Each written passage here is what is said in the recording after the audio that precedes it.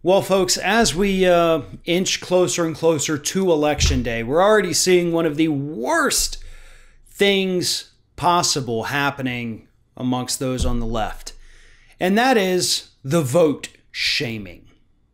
Now, I will admit that in the past, a couple of times I engaged in this activity, and I have pledged to not do that for 2020, and I mean that.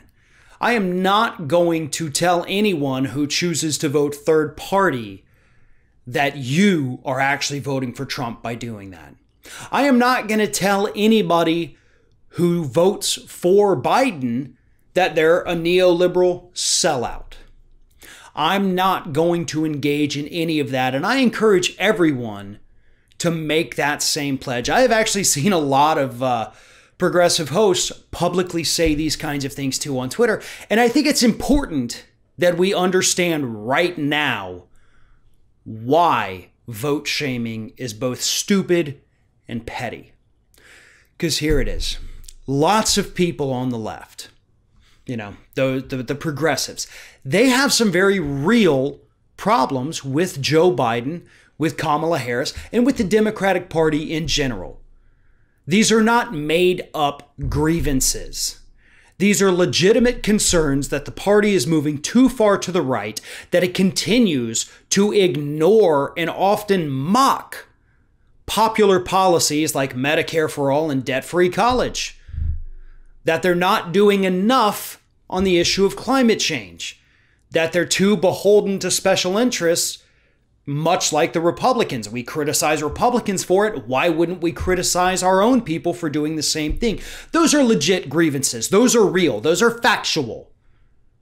And you can't fault the people on the left, the progressives, from saying, I'm not going to do that. This is not who I am to vote for this. And at the same time, you can't fault progressives who do say, yeah, all those things are true, but we have to get Trump out of office because he is far worse, right? The lesser of two evilisms.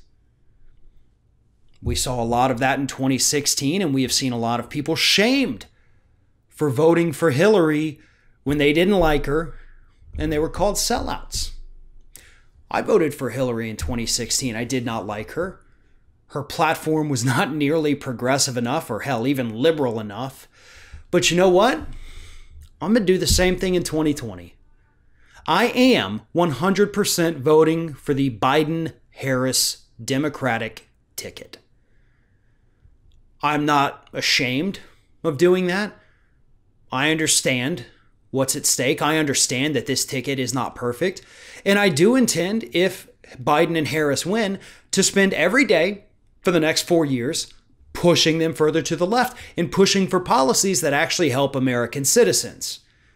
When they screw up, and they will, I'm going to call them out for it.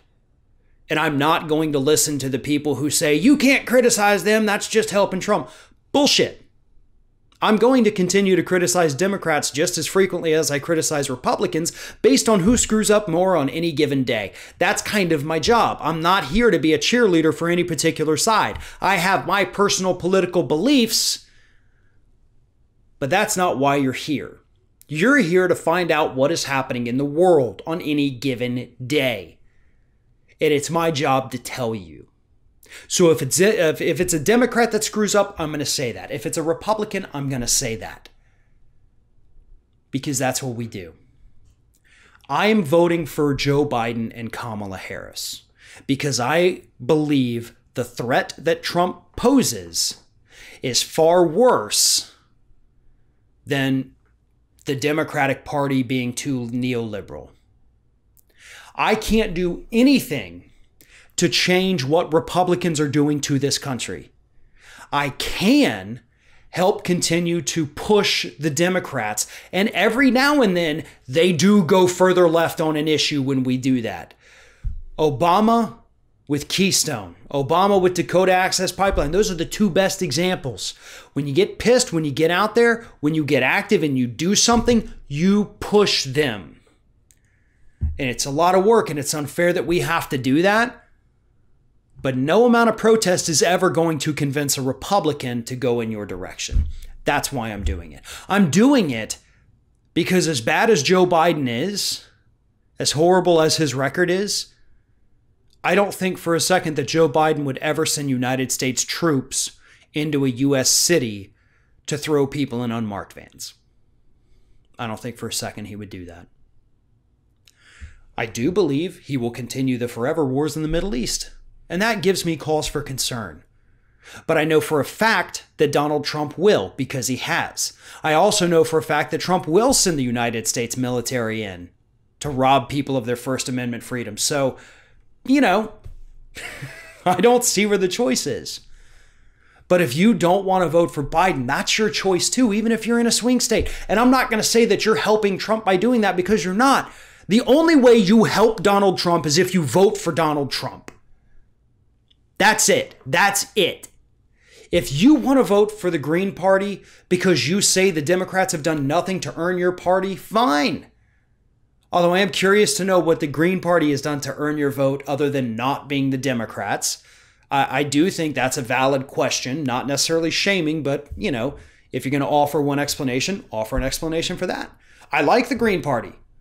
I think Howie Hawkins is a loser candidate because the guy has run for office so many times and he's lost every single time. Because that's the problem with the Green Party. Great platform, decent enough party, they pick the worst candidates ever. And that's why they've lost so much power over the last decade. Like, they're almost non-existent now because they pick the dumbest candidates possible. But if that's your candidate, you do your thing. You vote for that, and I'm cool with that too. Because we're not going to engage in vote shaming. Because it accomplishes nothing. Having a holier-than-thou mentality over here on the left does nothing. It is not helpful to the conversations. It does not help to change someone's mind. What it does is make you come across as a jackass who thinks he or she is smarter than everybody else. I understand that not everybody is going to agree with me, with my decision, with these videos every day, with anything I do. But I am 100% right now committing that I am voting for Joe Biden and Kamala Harris. I am not voting third party. I am not abstaining from voting. I'm voting for Biden. And I want Joe Biden to win. I did not want Joe Biden to win the primary by any stretch of the imagination. But he's what we've got. And in my personal opinion, based on the available data, Joe Biden's the best bet out of everybody who's going to appear in the presidential section of your ballot. That sucks. That's a shitty thing to have to say. But I believe it is the truth. You may not, and that's great. But I'm not going to shame you for your vote if you say I'm not voting for Biden or I am voting for Biden. And all I'm asking is that you do the same to others. You can shame me if you want. I don't care. It'd probably be one of the nicer things that people say about me if you read through comments sometime. I don't care. But don't go out there and attack people online just because they have a different set of beliefs or a different set of circumstances than somebody else. I have less at stake in this election than somebody else. Women have more at stake than I do. They are actively oppressed. Minorities, African Americans, Hispanics, they have a lot more at stake than I do. Their way of life has been endangered in the United States since Trump took office. Mine has not. Honestly, my life hasn't changed from Obama to Trump. It hasn't. It honestly has not. So I have less at stake. So if you want to shame me saying I'm a neoliberal sellout, go for it. I think my history speaks for itself on that issue, though. But don't you look at somebody who has lost freedoms. They have lost rights. Don't you dare look at them and call them a sellout. Because most of us are like me. We're angry about what's happened, but we haven't actually seen our freedoms curtailed. Other people have. So don't you dare shame them for whatever they decide to do with their vote.